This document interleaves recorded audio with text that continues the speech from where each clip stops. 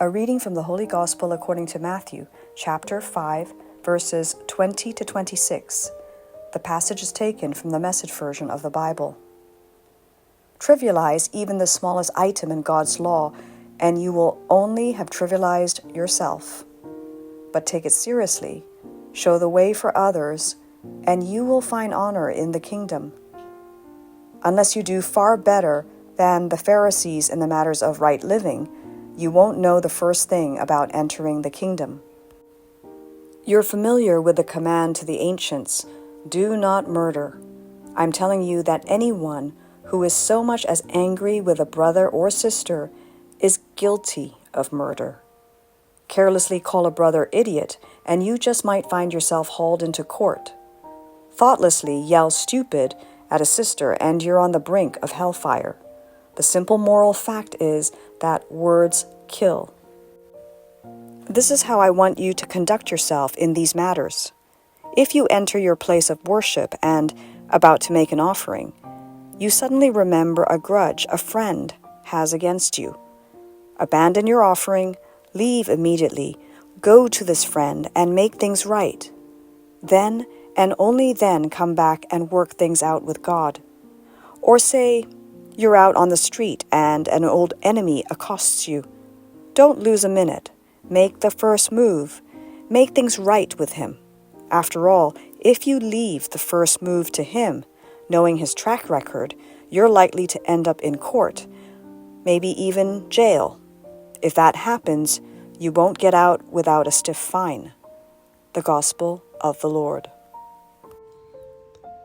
Good morning. I am Father Joseph Matthew, and this is Coffee with God.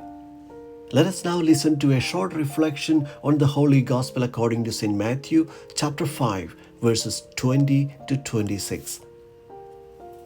Be reconciled.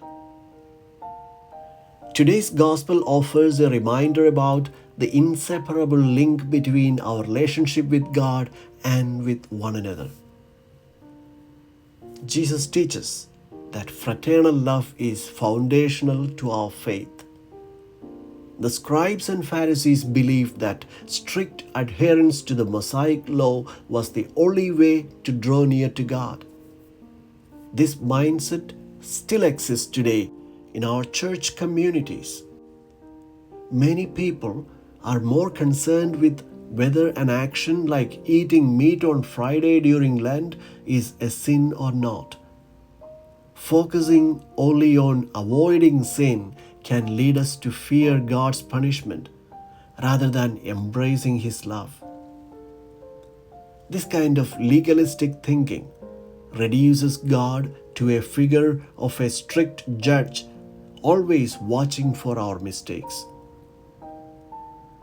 In the Sermon on the Mount, Jesus confronts this limited perspective.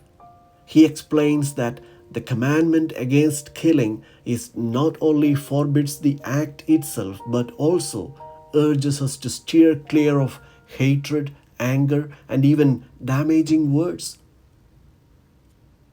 Physical murder is merely the outward expression of a deeper spiritual violence originating from the heart. How often do we approach God's altar during Mass while holding on to anger or unresolved conflicts with others? The Word of God warns us that anger, when unchecked, can lead us to deeper harm. Before we approach the Eucharist, we must first seek reconciliation with our brothers and sisters. The Mass itself is a moment of reconciliation, beginning with the act of contrition and continuing through the sign of peace. But how often do we let the sign of peace become a hollow gesture, lacking true meaning? Let us restore its depth and truly be reconciled with one another, so that we can truly share the body and blood of Christ.